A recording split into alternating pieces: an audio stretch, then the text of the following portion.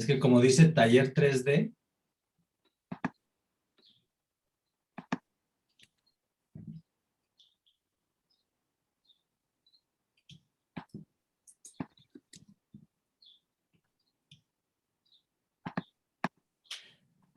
Bien, pues vamos a iniciar la jornada de este día. Me da mucho gusto saludarlos a todos y presentar a nuestro director Gerardo García Luna, que nos acompaña esta mañana. Muchas gracias, Gerardo, y muchas gracias a ustedes por estar en este tercer día de actividades del Congreso. Bueno, pues vamos a iniciar una conferencia magistral a cargo de Diego Alatorre y hago una breve semblanza, una lectura de su semblanza. Diego es profesor, investigador y diseñador. Estudió la maestría en diseño para la interacción en la Universidad Técnica de Delft en los Países Bajos y la licenciatura en el Centro de Investigaciones de Diseño Industrial de la Facultad de Arquitectura de la UNAM, donde actualmente trabaja explorando el vínculo entre la creatividad y la educación, a través del diseño industrial y con un especial interés en las dinámicas interpersonales que se generan alrededor de los objetos. Su búsqueda conlleva el diálogo, retoma juegos y dinámicas colaborativas para explorar la agencia de los participantes, exponer las coherencias del sistema, proponer soluciones y construir alternativas a los retos que conlleva vivir en sociedades complejas como las nuestras. Con ustedes, Diego. Muchas gracias, Javier. Muchas gracias, Gerardo, y muchas gracias, Disur, por este evento, por recibirme y por darme la oportunidad de compartir el fruto del trabajo que he estado desarrollando pues, en los últimos casi 2 años. La presentación que les voy a dar a continuación se llama Estética Lúdica Futuroscópica. Y para pues, darle seguimiento a la presentación, voy a compartir con ustedes mi pantalla. Voy a intentar mantener la presentación en alrededor de media hora, de manera que tengamos tiempo al final para... Perdón, ¿ahora sí ven mi pantalla? ¿Ven la presentación? Ya, ok, perfecto. Pues antes que nada, me gustaría comentarles que, bueno, ya esta fue mi presentación. Esta presentación que les voy a dar es de cierta manera la continuación de una presentación que di el año pasado dentro del Festival de Arte y Diseño Sostenible. Entonces, me voy a ir rápido en la primera parte, un poco por si quieren profundizar más, ahí esta presentación la encuentran en Facebook. Y bueno, en esa presentación empiezo presentándome a partir de 3 etapas de mi vida: mi infancia en Jalapa, Veracruz, donde crecí pues muy cerca del bosque mesófilo de montaña, en una casa que tenía pues un jardín, que el jardín se convertía en un potrero, y bueno, potrero en cerro y el cerro en selva. Y por lo que me gusta mucho esa etapa es porque en esa época el espacio de juego era virtualmente infinito, ¿no? Realmente, o sea, si bien había bardas y había cercas cada X número de metros, pues eran fáciles de saltar, ¿no? Entonces, un poco de lo que voy a hablar en la sesión de hoy tiene que ver con los juegos, y el concepto de los límites es un concepto súper interesante en términos del sistema que determina el juego, ¿no? Entonces, los límites de mi espacio de juego cuando era niño, pues eran límites que nosotros poníamos, nosotros decidíamos hasta dónde era posible jugar, ¿no? Y entonces, eso, ¿no? Por eso me llama mucho la atención de esta etapa, una etapa muy libre, una infancia muy juguetona al mismo tiempo. De ahí, bueno, me vine a la Ciudad de México, estudié la licenciatura y luego me fui a Holanda a estudiar la maestría. Y particularmente en esta foto estoy en Londres a partir de un taller que tomamos con estudiantes de la Universidad Técnica de Delft. Se llama dentro de Central St. Martins, con un grupo de investigación que se llama Design Against Crime. Lo interesante de esta etapa, entre muchas otras cosas, fue, pues digamos, esa perspectiva de entender el diseño no tanto para digamos, el beneplácito de los objetos, ¿no? Del mundo material, sino más bien para el desarrollo de dinámicas mucho más sensibles que están, digamos, en el plano de lo de lo interactivo, ¿no? Y en este ejercicio, por ejemplo, lo que me llamó mucho la atención es la visión que tienen en este instituto para acabar con el crimen, no de una manera, digamos, punitiva, o sea, no intentando castigar el crimen, sino pensando cómo poder generar sistemas que dificulten el crimen, ¿no? Y creo que entender el diseño desde esa manera, pues expandió enormemente mi manera de la que entiendo ¿no? mi práctica profesional actualmente, misma que pues de regreso a la Ciudad de México empecé a aplicar de manera, digamos, como docente y particularmente en el Centro de Investigaciones de Diseño Industrial de la UNAM, donde trabajo actualmente, y pues entendiendo justo el juego como un medio para la conexión con públicos más amplios. En este caso, pues estamos trabajando con, creo que es una foto en Tepito, a través de una colaboración que hicimos con gente del Laboratorio para la Ciudad en el 2016, que busca extender el concepto del derecho a la ciudad a través del juego, ¿no? Tomando, digamos, cerrando las calles, generando límites entre el espacio externo al área de juego y el espacio interno, para, digamos, para proteger ese espacio y permitir otro tipo de dinámicas que cambien pues la manera en la que se lleva a cabo la interacción social. Pero bueno, el día de hoy, entonces, la presentación está dividida en tres partes. La primera parte es, digamos, una especie de construcción o reconstrucción para entender de manera sistémica el concepto de los juegos digamos, y enmarcar el juego más allá digamos, de la manera tradicional como pensamos los juegos y entender el juego de manera sistémica. A partir de ello voy a hablar acerca de la estética lúdica y finalmente un caso muy particular que fue el desarrollo de una experiencia lúdica que desarrollamos que se llama el Futuroscopio, ¿no? Con eso voy a terminar. Entonces, bueno, para comenzar esta reconstrucción, que me permita entender el juego de manera sistémica, pues me gustaría hacer énfasis en la persona, ¿no? Creo que partir desde nosotros, partir desde una identidad compartida, ¿no? desde un ejercicio personal ¿no? que hablemos en primera persona, es fundamental para entender el contexto en el que estamos. Y bueno, ¿no? Y hablar de este ser humano que promueve una visión amplia, ¿no? Y no solo está determinada por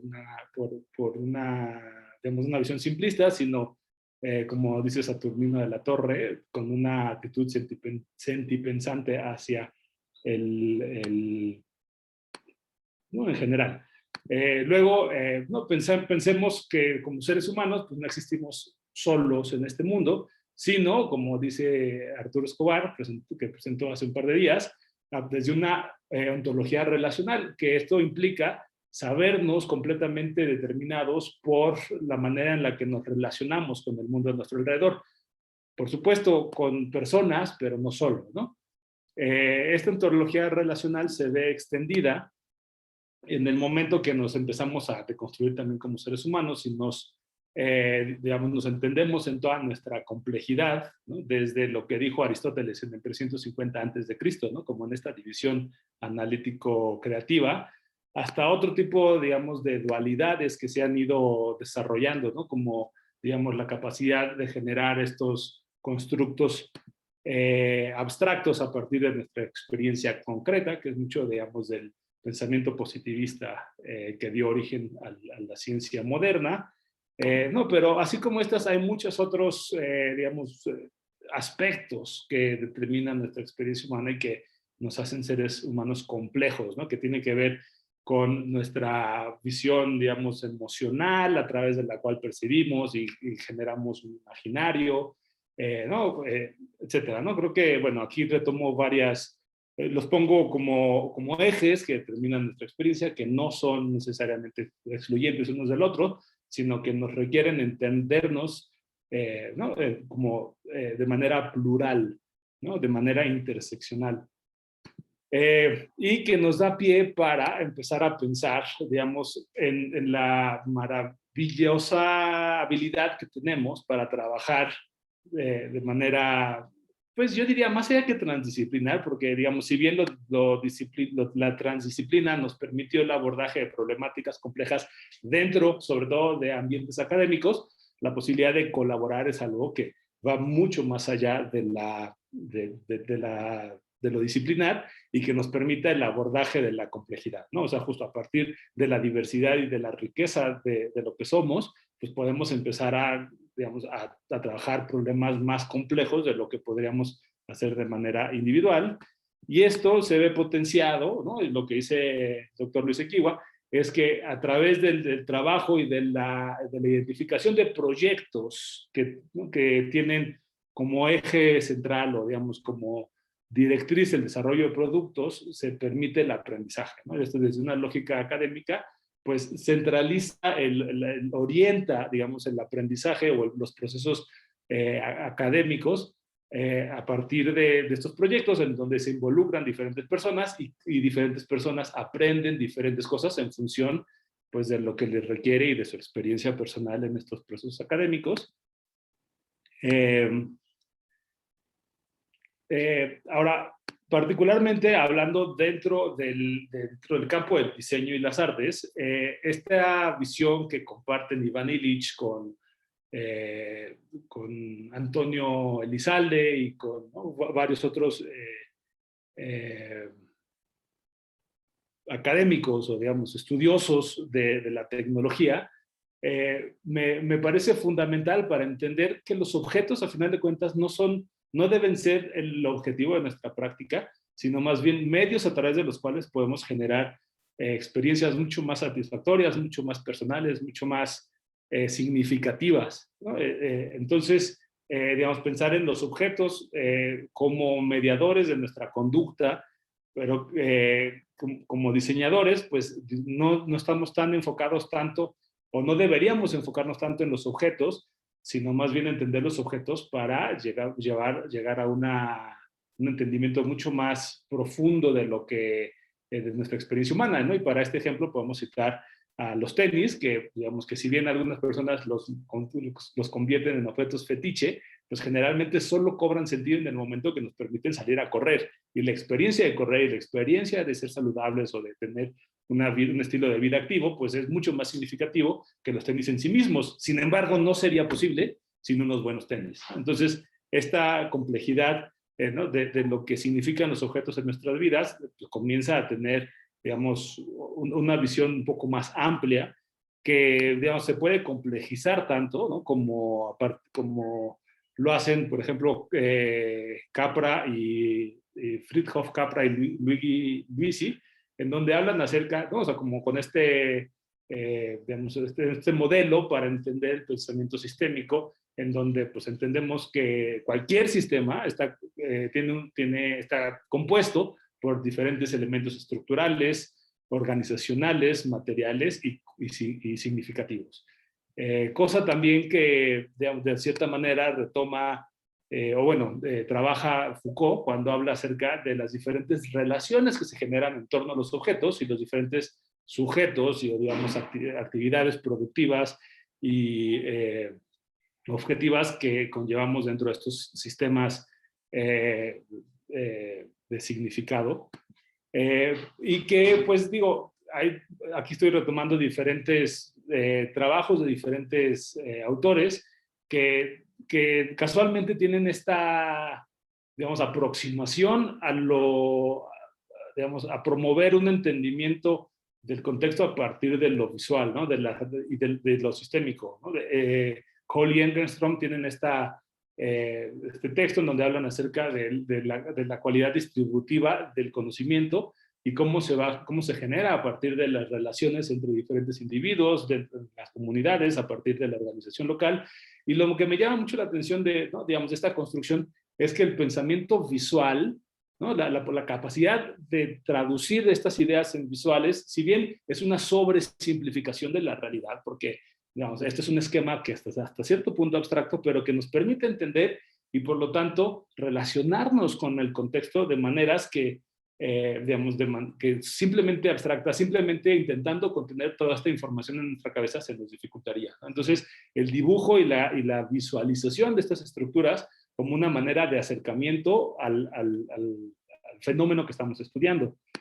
Y que nos permite eventualmente entonces también empezar a hacer un cierto tipo de experimentación y digamos, de evaluación de diferentes posibilidades, sobre todo ahorita que trabajamos de manera remota y, ¿no?, virtual, pues ¿no?, la virtualidad lo que nos ofrece es eso, es digamos, en el momento que no estamos determinados por la experiencia material concreta de la realidad externa, sino que estamos trabajando con representaciones virtuales de la realidad, pues es un concepto que se empieza a acercar al juego, porque a final de cuentas, digamos, nos permite, pues, digamos, jugar o interactuar, experimentar con diferentes situaciones, con diferentes esquemas que nos ofrecen diferentes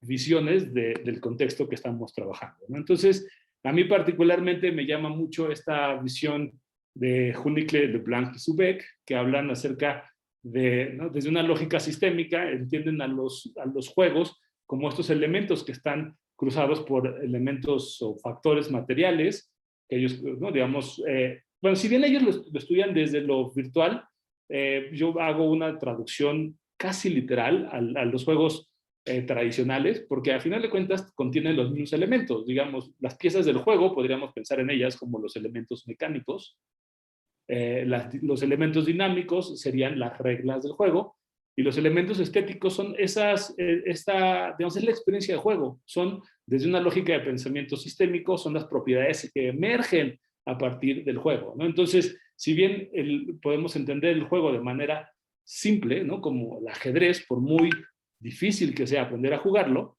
realmente como juego, como artefacto, es súper sencillo, ¿no? ¿No? Son como 5 o 6 piezas distintas, con reglas distintas en un tablero de 8x8. Cada pieza tiene, ¿no?, una asociada a un tipo de movimiento, o sea, ahí está completamente relacionado el aspecto mecánico con el aspecto dinámico, cómo se mueve la pieza del caballo, cómo se mueve el alfil, y estas son reglas hasta cierto punto simples. Sin embargo, en el momento que las empezamos a jugar, se complejiza de tal manera que entran en juego factores como la estrategia, ¿no?, que complejizan y que hacen, a final de cuentas, la experiencia estética, en este caso, una experiencia de sumisión, ¿no?, una experiencia de ver quién somete al otro jugador. Desde una lógica de diseño de juegos, nos permite esto entender que hay diferentes etapas, ¿no? Entonces, cuando no conocemos el objeto mismo, pero tenemos más o menos claro cuál es la dinámica y cuál es la experiencia estética que queremos desarrollar, pues nos enfocamos en el modelado, ¿no?, en la materialización de algo que nos permita jugar de cierta manera y tener cierto aspecto estético relacionado.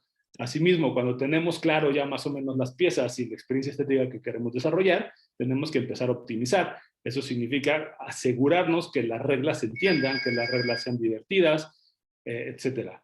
Y finalmente, digamos, cuando ya tenemos claro el juego, pues, y no tenemos muy bien claro de cuál va a ser la experiencia estética, pues entonces simulamos y jugamos el juego, ¿no? Entonces, son, digamos, algunos de los aspectos que determinan esta base teórico-metodológica que me permite abordar el juego más allá del artefacto como tal, o más bien la relación que existe entre el juego y el juguete, porque como diseñador industrial me encantan los juguetes, ¿no?, los artefactos, y como juguete no me refiero únicamente a esos juguetes tradicionales, digamos, ¿no?, que podríamos pensar como los que suceden en Toy Story, sino de pronto la bicicleta que tiene Javier ahí atrás. Es un juguete, ¿no?, que podemos disfrutar incluso como adultos, y que solo cobra sentido en el momento que se quita de la pared y te la llevas, ¿no? Porque la experiencia estética de andar con ella, pues es realmente lo que vale la pena. Si bien es un objeto hermoso y lo puedes exhibir ahí en tu pared, pues creo que, ¿no?, digamos, la experiencia estética de andar en la bicicleta por la ciudad es lo que realmente cobra sentido.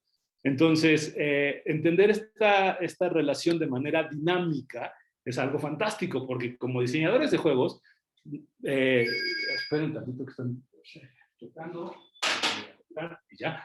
Entonces, como diseñadores de juegos, pues generalmente el primer juego que desarrollamos no es divertido, ¿no? Entonces tenemos que ponerlo a prueba. tenemos que jugarlo. Y entonces se vuelve tiene que ser un proceso coherente el jugar el juego con el irle dando forma. Y esto es lo que dice, fue su nombre, Roger Caillois, tiene un libro hermoso que se llama Los juegos y el hombre, en donde habla acerca de digamos, de la diferencia entre el artefacto configurado simple y estático, pensemos en el juego del ajedrez, con las dinámicas prefigurativas, ¿no? Que es un poco más el juego de los niños, que permite cambiar las reglas en el momento que queramos, ¿no? Donde el objetivo únicamente es disfrutar, divertirse, y entonces es una dinámica súper compleja, porque no se puede describir de manera lineal, no se puede, digamos, determinar, porque justamente su naturaleza es esa, es la de ir cambiando, adaptándose en función de las necesidades y digamos, de los jugadores. Esto, digamos, nos permite entender el juego de manera profunda, ya no solo como este juego tradicional que podríamos haber pensado que es el juego de los niños o los juguetes, sino más bien como procesos iterativos que están determinados a partir de la prueba y el error, algo creo académicamente fundamental porque nos permite también integrar procesos que no terminan únicamente con el desarrollo de un prototipo, sino más bien con la experimentación iterativa del prototipo en diferentes situaciones, que nos requieren una tolerancia a la frustración, porque generalmente van a salir mal las cosas, y entonces hay que ponerlo a prueba varias veces, como un ejercicio performático en el momento que nos requiere corpóreamente, ¿no? Ya sea, o sea, en función del juego, pues hay diferentes, digamos, interactividades de nuestra corporalidad, pero generalmente generamos un personaje, ¿no? En un juego podemos darnos el lujo de no ser quienes normalmente somos, y esa capacidad performática del juego, pues es algo que, digamos, psicológicamente hablando, es súper interesante porque de pronto nos ofrece otras visiones de nuestra misma personalidad. Es algo que, digamos, en el dibujo lo utilizan los psicólogos para poder leer más allá de lo que conscientemente decimos, y es completamente optativo, algo que es fundamental, ¿no? No te podemos obligar a jugar, en el momento que te obligan ya no es juego, ¿no? Entonces, entenderlo de esa manera también es súper interesante, porque pues nos requiere otro tipo de estrategias para invitar a la gente a que sea parte de estas experiencias. Una cosa que es interesantísimo es el tema del marco de seguridad, ¿no? Que es, digamos, el cinturón de seguridad la montaña rusa, o, digamos, la virtualidad en el Grand Theft Auto, ¿no? La posibilidad de que te atreves a hacer cosas que no harías en tu vida real, porque sabes que no te vas a matar, ¿no? Pero te atreves, ¿no? A hacer algo que no harías. Entonces, ese marco de seguridad es lo que nos permite trascender, digamos, lo normal y atrevernos a hacer otras cosas, ¿no? A partir del marco de seguridad que nos ofrece el juego. En términos de la estética, que es probablemente una de las cosas que más me llama la atención, es una estética de la acción, ¿no? A diferencia de la estética tradicional, que es mucho más contemplativa, la estética lúdica es una estética de la acción, o sea, que cobra sentido solo al jugarse y que necesitamos, o sea, ¿no? Que no puedes admirar un juego solo a través de los sentidos, sino que tiene que ser a través de la experiencia, cosa que hace eventualmente a los objetos lúdicos experiencias memorables, ¿no? Probablemente muchos de sus recuerdos de su infancia estén cruzados por experiencias lúdicas, y cosa que hace algo, un legado prácticamente ritual, ¿no? Hay estudiosos que piensan o que estudian el tema de, digamos, los voladores de Papantla como un ejercicio lúdico, ¿no? De conexión con la naturaleza. En fin, podría seguir hablando mucho de esto, pero antes de entrar de lleno al Futuroscopio, me gustaría compartir con ustedes algunos ejemplos de experiencias lúdicas en las que he participado. Este es un juego que desarrollamos en un diplomado que damos en el Centro de las Artes de San Agustín Etla en Oaxaca para promover la confianza entre diseñadores y artesanos, y que eventualmente nos permite ver también, por ejemplo, temas relacionados con la personalidad de los participantes, ¿no? con cómo se ponen de acuerdo a partir de este tipo de situaciones extrañas, y que eventualmente pues generan también una cohesión al interior del grupo. Por acá, bueno, ya les había hablado de derecho a la ciudad, ¿no? Cómo jugar o cómo experimentar con el derecho a la ciudad. Este es un proyecto que se llama Visión, en donde pues, conseguimos bicicletas abandonadas, las reparamos, se las damos a chicos de secundaria para que aprendan un oficio, y una vez reparadas las bicicletas, se las dan ellos mismos a los alumnos de primaria para que aprendan a andar en bicicleta, ¿no? Entonces, es un poco cómo ludificar el tema del estilo de vida ciclista para poder llegar a otros rincones.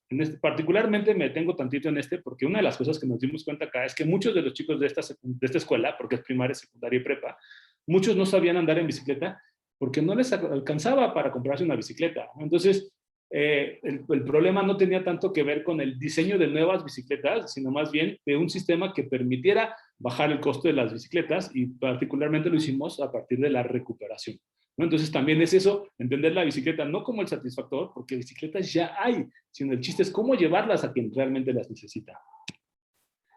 Este es un juego de cartas que permite el diálogo, está pensado como para facilitar sesiones participativas previo a una sesión de trabajo. Y realmente yo creo que fue en esta experiencia en Chihuahua donde entendí el potencial de lo que estaba trabajando. Aquí lo que nos dedicamos a hacer fue a entender primero un sistema de la elección de los estudiantes y luego ludificarlo, o sea, generar esta copia análoga, digamos, que retoma ciertas coherencias del sistema real y que nos permite experimentar con esas coherencias dentro de otro sistema y con el fin de aprender del sistema original, ¿no? Entonces, particularmente en esta experiencia estamos viendo un juego que diseñó la chica que está ahí al fondo con blusa guinda. Ella es cajera en un supermercado y entonces el juego que se le ocurrió es un juego para aprenderse los códigos o para que las chicas o las personas que entran a trabajar en este supermercado puedan aprenderse el código de los productos del supermercado de una manera un poco más, digamos, divertida, más experimental, en el sentido de que no solo sea una lista que te lo tengas que aprender de memoria, sino por medio de las tarjetas y de un cronómetro pueda haber otro tipo de, digamos, de experiencia estética un poco más social también, ¿no? Mucho más entretenida. Y realmente fue fantástico porque en un par de meses desarrollamos 7, 8 juegos, inspirado en el sistema digamos, de cómo se aprenden los códigos en el supermercado. Hubo otro con los números romanos, por ejemplo. Hubo otro que estaba inspirado en el sistema, digamos, de las nogaleras, ¿no? En términos, ¿no? Con una coherencia, pues, digamos, temporal, ¿no? Con respecto a las 52 semanas del año, etcétera. Y bueno, esta es una de las últimas experiencias, como pueden ver es completamente virtual, es un ejercicio en el que trabajamos profesores de 5 universidades en la Ciudad de México y con estudiantes, alrededor de 70 estudiantes de todo el país, bueno, sí, de todo el país, aunque realmente están estudiando en la Ciudad de México, pues como están estudiando desde sus casas, había gente en Oaxaca, creo que había gente en Argentina, de hecho había una chica que estaba en intercambio ya, y había, bueno, en diferentes partes del país, y aquí la idea es cómo entender la emergencia de lo común, ¿no? Como ese tipo de creatividad emergente que nace a partir de una crisis, en este caso particularmente el COVID, y cómo podemos entender y darle sentido a esta emergencia nacional de manera colectiva. Y ahora sí, llegamos al Futuroscopio, que es una experiencia que empezamos el año pasado o antepasado, ¿no? Que buscaba entender cómo podemos imaginar el futuro juntos.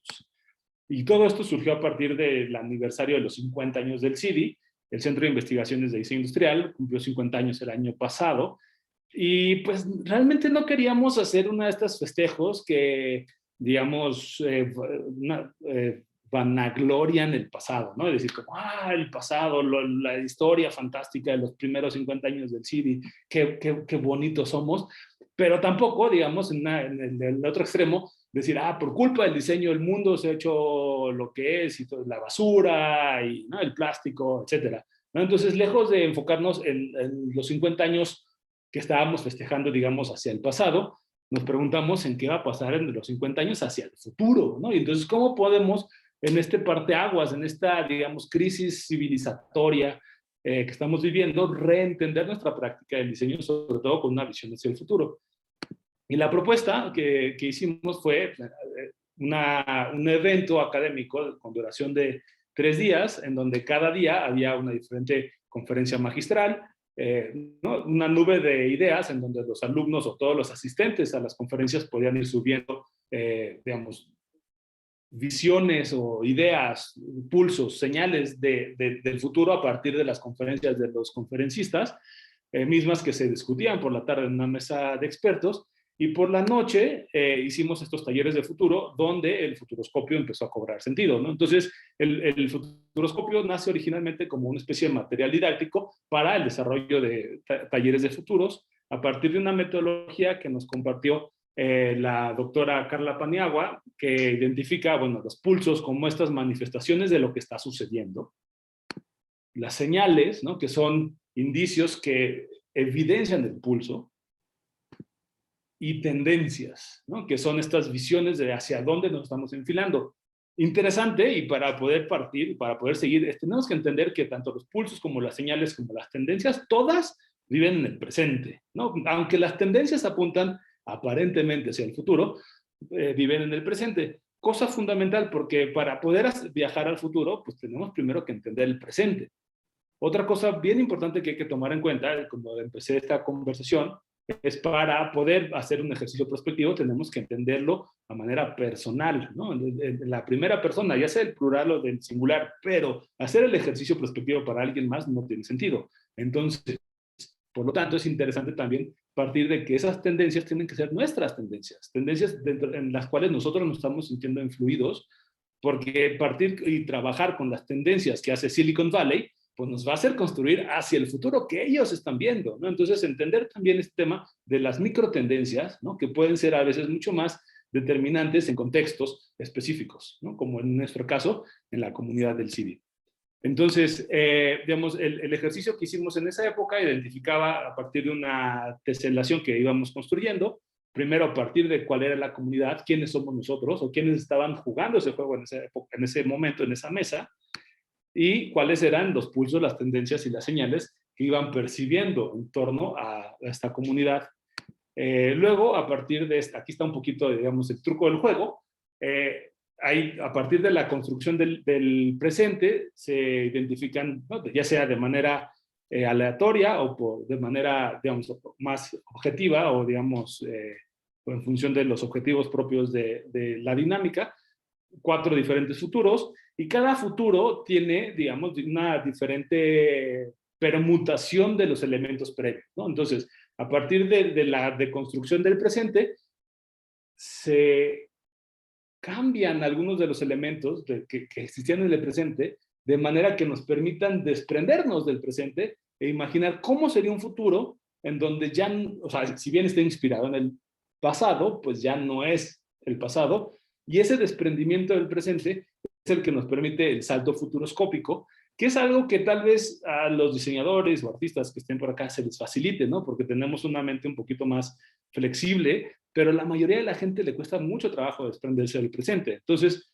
justamente con este ejercicio nos fuimos dando cuenta de cómo, ¿no?, cómo podemos estimular ese desprendimiento del presente para promover imaginarios futuros. Aquí está una foto del primer prototipo que desarrollamos y cómo fue evolucionando. Lo pusimos a prueba alrededor de 10 talleres en estos 3 días, con cerca de 70 personas, creo que un poco más. Ahí estamos en el segundo piso del CIDI, jugándolo.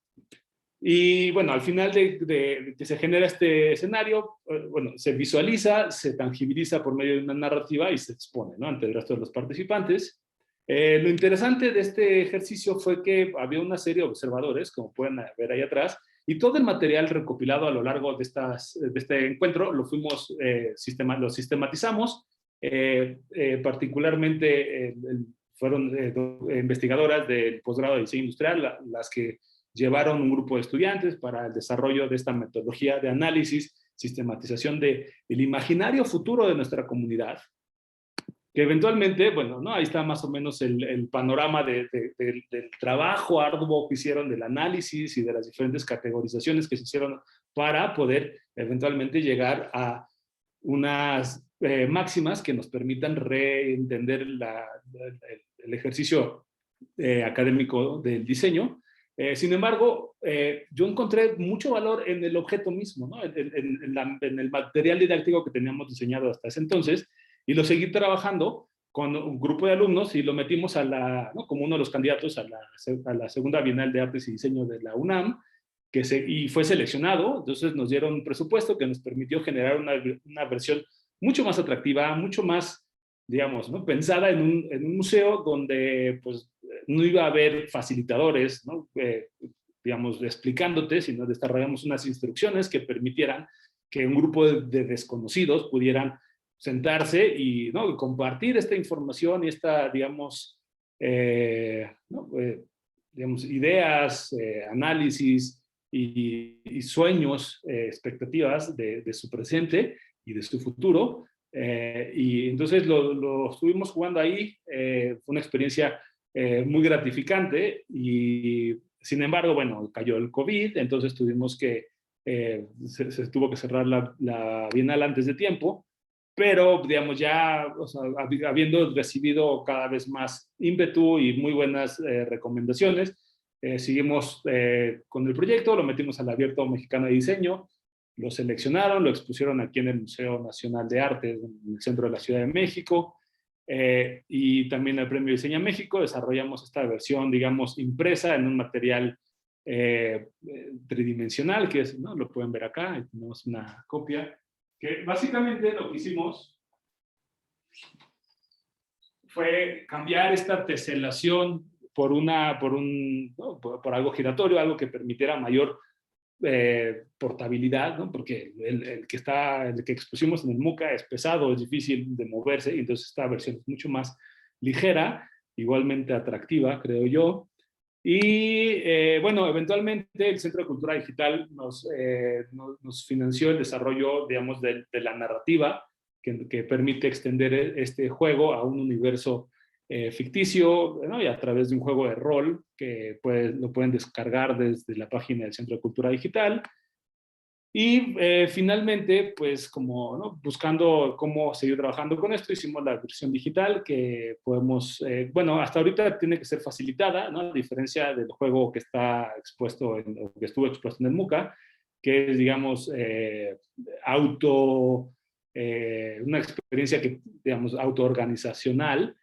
Hasta ahorita la versión que está colgada en Miro necesita facilitación externa, pero bueno, ¿no?, si algún grupo se organiza, podemos facilitarles un viaje futuroscópico. Lo interesante de esta versión es que, bueno, puede ser transatlántica o transcontinental, y podemos jugarla, ¿no?, siempre y cuando compartamos un mismo link y un mismo tiempo. Y bueno, ¿no?, es más o menos la experiencia completa. Pero bueno, actualmente desarrollamos también una versión mucho más condensada, que es esta que tengo aquí en la mano, que es la que pronto va a ser difundida a través del catálogo de la Bienal, que estará listo en un par de semanas y ya tendrá noticias por ahí. Pero bueno, ¿no?, un poco para redondear esto, la idea ¿no?, para retomar el modelo de estética dinámica y mecánica, pues aquí digamos que el objeto como tal es el futuroscopio, pero el método, digamos, la lógica, la dinámica, se centra en torno al método rifado, que identifica las responsabilidades, ideales, fortalezas, amenazas, debilidades y orgullos como esos factores que determinan nuestro presente. Y la estética, pues, es la construcción de este escenario futuro, ¿no?, de este imaginario futuro, que eventualmente, pues, nos ha permitido como investigadores entender cuáles son los miedos y las expectativas de nuestra comunidad estudiantil, y a partir de ellos hemos identificado estas 14 máximas que nos permiten, pues, digamos, que estamos actualmente trabajando para el rediseño de nuestra currícula, ¿no?, de nuestra digamos, de cómo impartimos la licenciatura de diseño industrial, y entonces de cómo repensarla a partir de ejes que toman en cuenta la ética, ¿no?, la horizontalidad, el pensamiento crítico, la evolución de los objetos, ¿no?, la pertinencia social y, digamos, dignificante de los objetos. Y no me voy a meter en eso porque realmente pues es algo que necesitaría una sesión entera solo para hablar de ellos, pero digamos, ya para empezar con las preguntas y respuestas, nada más les quiero decir que si quieren seguir el proyecto, tenemos un Instagram que se llama Pluriverso Futuro, nos pueden seguir por ahí y seguir la conversación por ahí. Si no, me pueden escribir también a diego.latorre. Y creo que eso es todo por mi parte. Y me gustaría más bien ahora abrir el micrófono por si alguien quiere preguntar, discutir o comentar lo que acabamos de platicar. Muchas gracias. Pues muy bien, mi querido Diego, muchísimas gracias. Y bueno, también aprovecho este espacio para agradecer la presencia de Juan Carlos Ortiz Nicolás. Él es el encargado del posgrado de diseño industrial en la UNAM. Entonces, muchas gracias, Juan Carlos, por tu asistencia. Y bueno, Diego, me parece que este es un proyecto en el que hemos venido trabajando hace ya un buen tiempo, desde hace un año en la Bienal, cuando se hizo el montaje de este proyecto, que fue seleccionado.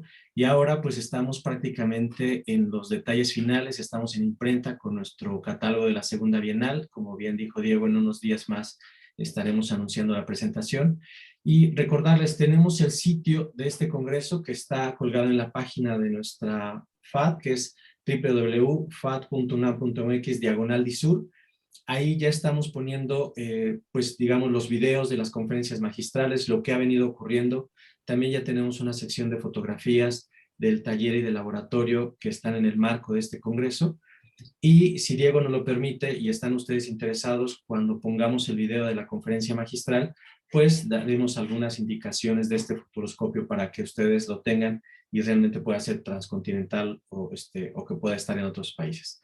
Diego, pues está abierto el micrófono si alguien quiere participar.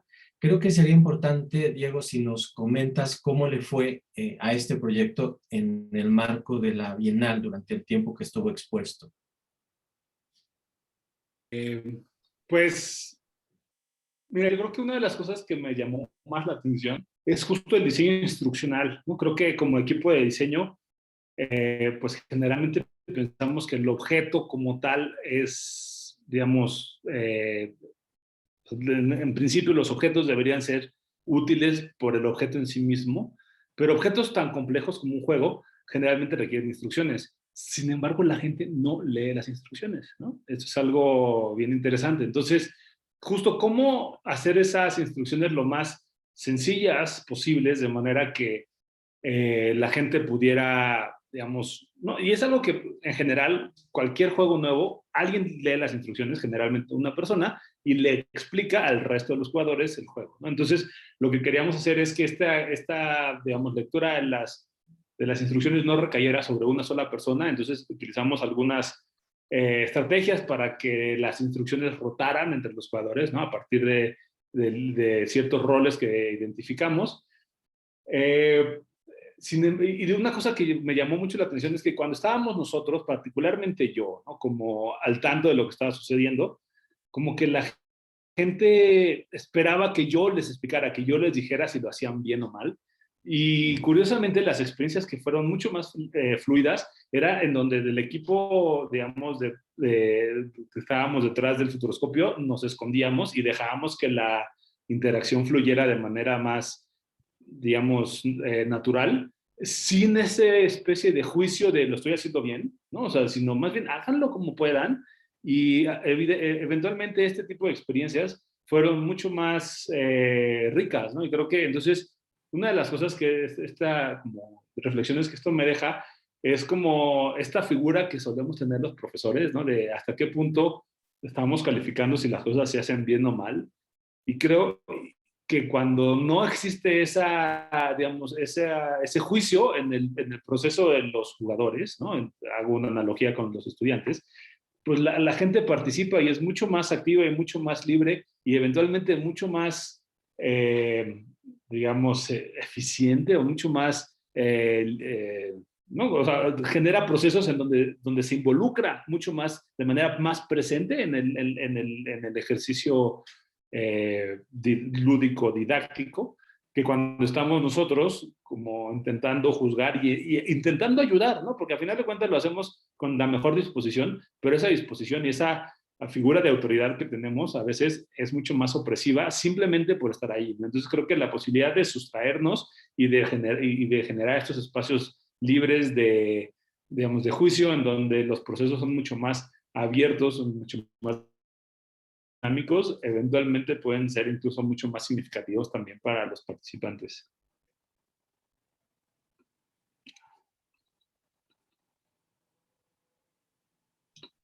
Así es, Diego, pues muchísimas gracias. Estoy leyendo en el chat por si alguien se anima a hacer una pregunta. Pablo Pérez te agradece la conferencia, tomo tus datos, él está en Argentina y se pondrá en contacto contigo, ¿no? Ojalá que así sea. Sí, bueno, pues sí, sí, vamos a Yo levanté la comprometer. mano, pero Ay, perdón. Ay, ya está, no, Gerardo. no, Diego, pues es en verdad un placer y yo tuve la experiencia, por lo menos de manera muy epidérmica, de ver la activación y los procesos que dentro de la Bienal generaba esto. Y creo que el juego tiene un sentido muy importante. Hay autores que hablan que el desarrollo de la civilización se da a partir de que somos Homo pictor, Homo ludens y Homo loquens, ¿no? O sea, deja tú ya el sapiens, ese creo que lo hemos demostrado que no del todo, pero si dibujamos y jugamos y contamos historias, creo que estamos muy asociados a lo que es nuestra disciplina. Me encantó ver porque te estás siguiendo, también para mí el juego es como una preocupación y un interés particular, sobre todo como proceso epistémico, como proceso faneroscópico, y Calvada a mí se me hace como una referente muy importante. Creo yo que valdría la ecuación sumar los criterios del simulacro, ¿no? Un juego siempre es una simulación, entonces este elementos de simulacro que puede llegar también a una neorrealidad abstracta o distractora, es decir, a una realidad que nos haga transferir o no estar en este pluriverso que tú dices, es de pluriverso puede existir una circunstancia de evasión. Y por otro lado, el logro, ¿no? Creo que el estímulo, a esto que hablas de los valores o en tus vectores que trabajas, tu ubicación de juego en tanto dinámica, en tanto estética, creo que el simulacro y el logro, es decir, porque bien es el logro de la frustración de superar el nivel del Mario Bros. O de derrotar en la oca el azar, o de vencer, ¿no? La experiencia igual fóbica de treparte a un tobogán acuático o una montaña rusa, no dejan de ser juegos, ¿no? Son experiencias. Entonces creo que en el sentido del logro y del simulacro serían importantes. Y ese concepto de logro, cómo venderlo, perdón por las palabras, es muy mal verbo, pero cómo venderlo en una situación de transformación comunitaria, es decir, cómo logras que ese logro sea tangible cuando en ocasiones sea una proyección a 50 años, ¿no? Porque ese CD que tú propones para dentro de 50 años, pues ya me lo contarán mis nietos, yo creo que no lo voy a ver, pero es decir, cómo hacer tangible ese logro de una manera inmediata, mediata y en prospectiva. Híjole, buenísima pregunta, Gerardo. Creo que, o sea, digamos, si nos remitimos a la literatura comercial de gamification, ¿no? Como que la gran mayoría te van a decir, pues dales puntos, dales, ¿no? Como justo estos nivelitos de que, o batches, ¿no? De que ya crucé, ¿no? Un poco lo que hacen la gran mayoría de servicios digitales gamificados, en donde te dan estos como, pues sí, diferentes premios por pasar de nivel. Y hay algo, digamos, intrínsecamente motivante en eso, ¿no? Sin embargo, puede ser también percibido como un motivador extrínseco, ¿no? Cuando ese badge no significa nada más que pertenecer a una empresa ¿no? o ser cooptado por una experiencia que va más allá de mi propia voluntad de participar. Y creo que si apelamos de manera, digamos, más radical al concepto del juego, tenemos que entender las motivaciones personales de la comunidad para la cual estamos trabajando o con la cual estamos trabajando. Y creo que va un poco por ahí, ¿no? O sea, y al final de cuentas, pues tampoco tiene que ser algo, digamos, muy distinto ¿no? a lo que entendemos cuando apelamos a esos placeres naturales del ser humano, ¿no? O sea, yo creo que uno de los placeres, digamos, en los que se basa el futuroscopio es en una narrativa colectiva, ¿no? En ser parte es una experiencia estética la creatividad, ¿no? De visiones laterales a una visión o a una visión del futuro hegemónica, que aparte es espantosa, ¿no? O sea, si salimos ahorita a la calle y le preguntas a cualquier persona acerca del futuro, te van a decir inundaciones, crimen, ¿no? O sea, puras cosas horribles. Entonces, es la posibilidad de generar ese otro tipo de escenarios alternativos que no sean esos que nos han dicho por todos los medios de comunicación masiva. Por ahí también hay una estética también digamos, de estas contranarrativas, que es decir, no me voy a dejar someter ante lo que me está diciendo López Dóriga o a lo que me está diciendo no sé quién, ¿no? Sino la posibilidad de decir, podemos crear un futuro distinto, ¿no? Y entonces creo que, digo, esa es una experiencia lúdica que funciona muy bien dentro de un grupo de diseñadores, pero si un juego lo queremos trabajar con ¿no? Digamos, para una escuela secundaria, pues probablemente los chavos de secundaria tienen otro tipo de aspiraciones, otro tipo de deseos, entonces es entender eso, ¿no? Y de pronto ahí digamos, un ejemplo que uso para entender esto de la experiencia estética y la dinámica de la experiencia estética es comparar cualquier juego de cartas tipo canasta, que somos felices jugando con nuestras tías, porque la experiencia estética tiene que ver con el chisme, con el cotorreo, y es bien distinta al Twister, ¿no? Que es un juego que jugamos en la secundaria con nuestras amigas. La experiencia estética es otra, tiene que ver con el roce, con la sensualidad. Entonces sabemos que Twister no lo jugamos con las tías, ¿no? Porque es otro tipo de experiencia estética. Entonces, entender esa experiencia estética, qué es lo que queremos generar, ¿no? ¿Qué es eso que nos divierte? ¿Qué queremos, ¿no? O sea, ¿cuál queremos que sea pues, digamos, ese placer intrínseco del juego? Pues es completamente contextual y determinado en función del grupo de jugadores. Entonces, no hay una receta como tal, sino más bien creo que es más un tema de sensibilidad para entender ¿no? el espacio de juego y construir desde ahí. Muchas gracias, Diego.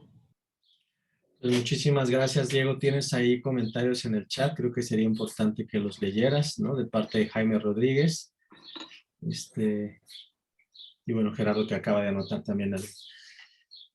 Pues si hay alguna otra pregunta, creo que nos quedan 2 minutitos. Perfecto, Cecilia, te escuchamos. Además, Hola, ¿cómo están? envidio que estés en la calle caminando ahí Sí, con esta luz estoy en una hermosa. plaza. Qué Estoy en una bien. plaza acompañando a mi hijo que en cualquier momento entra a la escuela. Bueno, pero no me quería perder la charla, me parece súper importante, muy interesante y además me encantan los niveles no sé si se escucha bien lo que digo. Perfecto.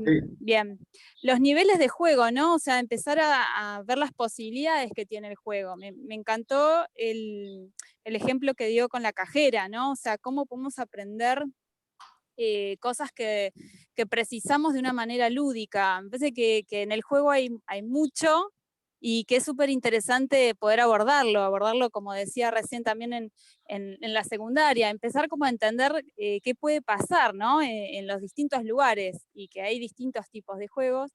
Y bueno, con distintos tipos de reglas, donde, como bien decía, hay que pensar, bueno, desde el lado docente, qué es lo que dejamos que suceda o que no, y que pase por ahí también, ¿no? O sea, empezar a entender esas cuestiones que tienen que ver con la experiencia, y que a partir de la experiencia hay un aprendizaje súper significativo. Entonces, bueno, me encantó. Solamente agradecerte y también, como decía, me parece que era Diego de Argentina, alguien que puso de Argentina, yo también me voy a tomar los datos porque me parece súper interesante poder contactarte y bueno, y seguir sobre estos temas que me parecen muy buenos. Muchas gracias. Gracias, Cecilia. Rápidamente, Diego, para despedirnos con esta pregunta, dice Jesús Cabá, ¿existe